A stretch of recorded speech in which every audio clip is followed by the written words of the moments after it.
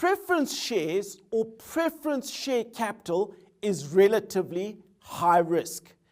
It's actually, however, lower risk than ordinary shares, but higher risk than some of your debt capital. So if a company had to be liquidated, for instance, the preference shareholders would only get paid out after all the debt capital had been paid off, but they would get paid out before the ordinary shareholders. Preference shares are first in line for dividends before the ordinary shareholders, and in addition to that, the dividends that are paid out to the preference shareholders are frequently not tax deductible in most jurisdictions. Today, what you find with preference shares is that the dividend is frequently set up front.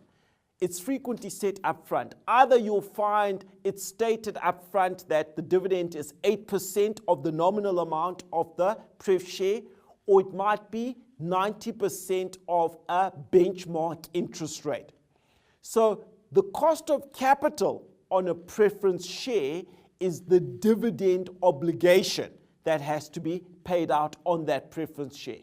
That fundamentally is the cost of capital on a preference share. It's the dividend obligation.